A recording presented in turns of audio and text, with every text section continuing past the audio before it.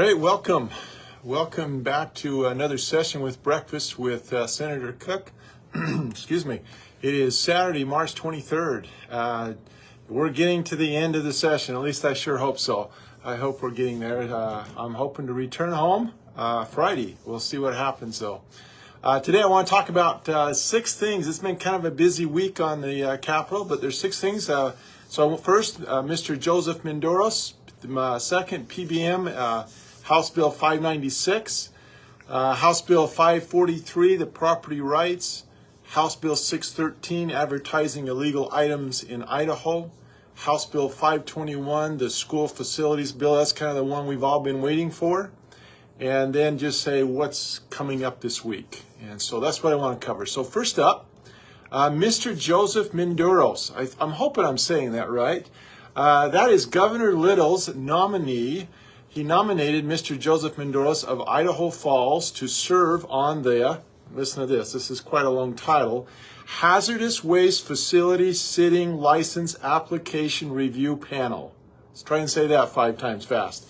Anyway, the Senate, I brought his name up for the nominee and debated it, and the Senate this week confirmed that nomination with a unanimous decision. Tell you what, though, if I don't know if you know Mr. Joseph Mendoros, but he is a true live American dream story. He immigrated here from Portugal when he was 2 years old with his parents. He is well trained and perfect suited for this position. He'll be a great asset to Idaho. So congratulations to Mr. Mendoros, and if you know him, slap him on the back and tell him great job. Okay, next up, the PBM bill. I talked about that a little bit last week. It's House Bill 596. I've been working on this reform for over a year now. The acronym PBM stands for Pharmacy Benefit Managers. They're basically a monopoly, and it's just driven our medication costs skyrocket, just out of control. They run pharmacies out of business due to their unfair practices. We need to do something, and this bill will do that. So the House passed this bill on March 6th. Then it came over to the Senate. We found some things wrong with it, and so I amended it. And then it went back to the Senate, came to the Senate at that point with the amendment, and we voted on it, and it passed 27-8. And now it's back over to the House where they'll need to confirm that amendment. It should pass easily, and I believe it will be up to vote on Monday. So we'll hear about that, and then it will go to the governor's desks.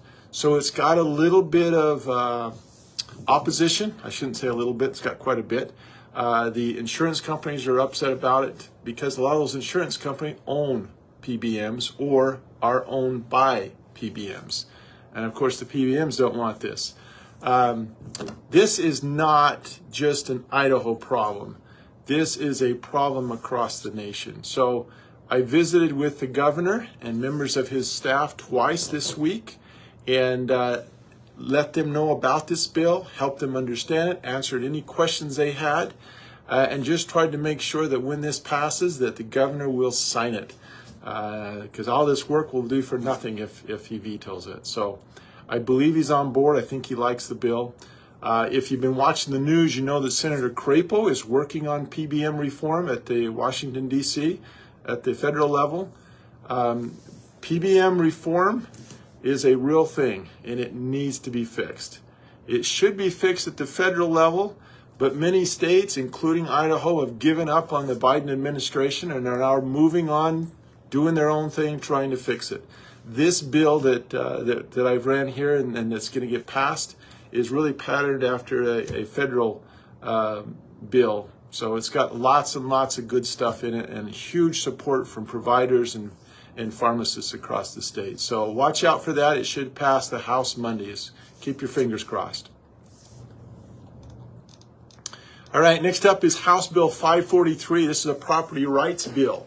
House Bill 543 states homeowner associations, so your HOAs, cannot add That's the key word. They can't add restrictions prohibiting the operation of a family daycare. So these are not humongous daycares where you're getting 20, 30 kids. This is a family daycare where maybe you have 2 or 3 or 4 kids. So you can add that restriction, but only unless the restriction is in the covenants, conditions, and restrictions when the property is purchased. So in other words, if I've bought the property, and this is what happened. We had a family here in Boise. They purchased the property. There was no covenants, nothing that said they couldn't start a daycare center. They bought the property, bought the house. They realized, you know what, we need a little extra income. And so in the neighborhood, there was a few families that says, hey, I need a daycare. And so this family decided, I'll take those 3 or 4 kids in and I'll start a little family daycare business. And that's what she did. Well, the neighbor didn't like it. And so the neighbor went and lobbied the HOA to say, hey, set up a new covenant, a new law that says you can't have daycare centers in our HOA. And so they did. And first time that she heard about it is when the HOA sent her a letter and wanted to tell her that she was out of compliance and that she was going to be fined. And so this bill basically says you can't go change the rules if somebody's already doing it. It's like, sorry, you can't have brick on your house. Go remove the brick. So anyway, it passed the Senate 34-1 and is now on the governor's desk to sign it. So this is a good one. It's property rights bill. Property rights important to me. All right, House Bill 494. This is kind of a sad one that you think we have to have in Idaho. But this legislation rewrites Idaho human trafficking laws and related statutes regarding commercial sexual activity and imposes upon the Attorney General the duty to write a report of human trafficking every other year. Maintain curriculum for educating prosecutors, law enforcement, victim advocates, and the public on human trafficking in Idaho. And assist county prosecuting attorneys in the investigation and prosecuting of human trafficking. This legislation has 3 primary goals. First, make Idaho's human trafficking laws more victim-centered. 2, provide law enforcement with clear and more effective laws for investigating and prosecuting human trafficking. And 3, provide state-level resources for combating human trafficking. Again, it's kind of sad that Idaho, the greatest state in the nation and the greatest nation on earth, that we have to spend time passing legislation on such issues. It's just weird. That who would have ever thought human and sex trafficking here in Idaho? This really needs to be stopped, not in Idaho, but in America as well. House Bill 494 passed the Senate 35-0. And is now on the governor's desk to be signed, and I assume that he will sign it, no questions asked. All right, next up, coming to an end, sorry, there's just a lot of things that I thought you'd like to hear about. House Bill 613. This one is all about the ability to advertise illegal items in Idaho. House Bill 613 squeaked by the House last week on a vote of 47 for, 22 against. The sad thing is, it failed in the Senate by a vote of 16 for and 18 against, and there was one gone. So I personally think this is a sad tale. This legislation would have prohibited advertising of products or services in Idaho which are federally illegal. Give you an example, such as services like prostitution, child pornography, cocaine, marijuana, and other illegal drugs. This bill would have said, no, you can't advertise that stuff in the state of Idaho because it's illegal and we don't believe in it. And it failed. I was shocked to see that it failed the Senate. Simply, just could not believe it. But that's the way it is, and hopefully it'll come back next year and we'll pass it then. All right, The big one that I think most of you have been waiting for is House Bill 521. This is the Public School Facility Funding Bill. The House overwhelmingly passed this bill, School Facilities Funding and Tax Relief Bill. They passed it in February, and the Senate's kind of been sitting on it, waiting for some different games, whatever you want to call it. And then it passed Thursday. It came up for vote. And Thursday we passed it, 23 for, 11 against, and 1 that was absent. So what this bill does is it makes $2 billion available to improve school facilities every 10 years. In other words, there's $2 billion every 10 years available. That money, and then it also reduces the income tax rate from 5.8% to 5.695%. So there's some tax relief in it, and there's $2 billion every 10 years to help with school facilities. So the $10 billion will be distributed based on the average daily attendance. Okay, students' butts in the seats. That's kind of the formula. So West Ada School District, the biggest school district in the state, obviously they have more students than anybody, and so they are the biggest winner. They get lots and lots of money out of this deal. Salmon, one of the smaller districts in the state, they're not going to get so much money.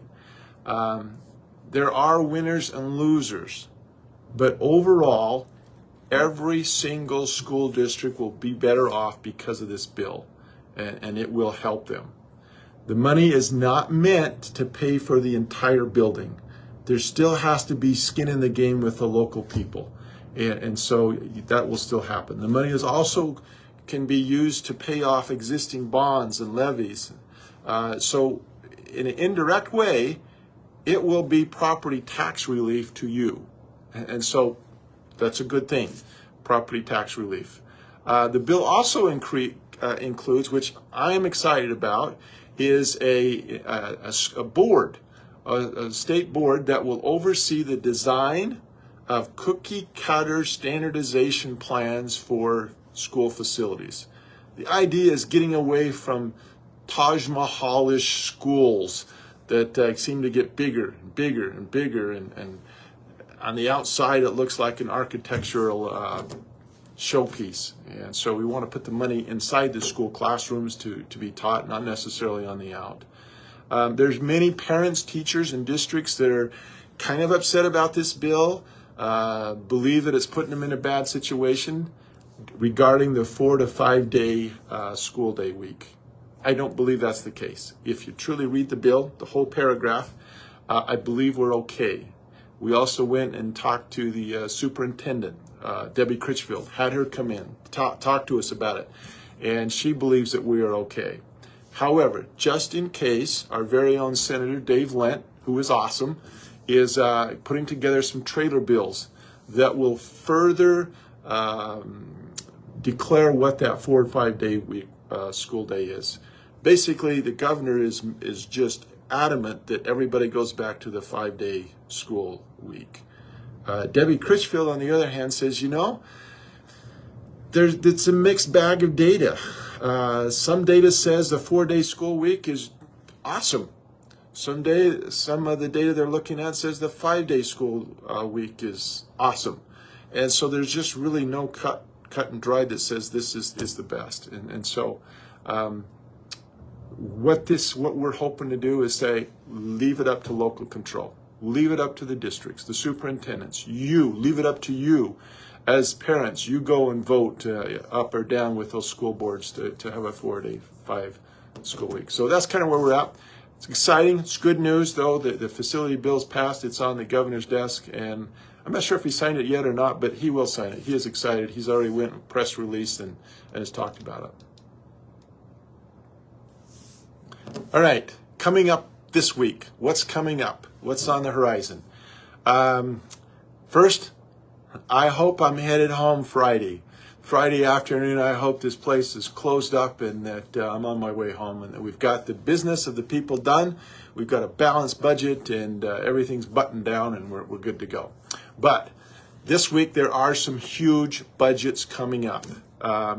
that need to pass, because that is the one thing we're required constitutionally to do, is to have a balanced budget before we go home. So one budget up is the K-12 budget, our schools budget, public schools K-12 budget. That will be up.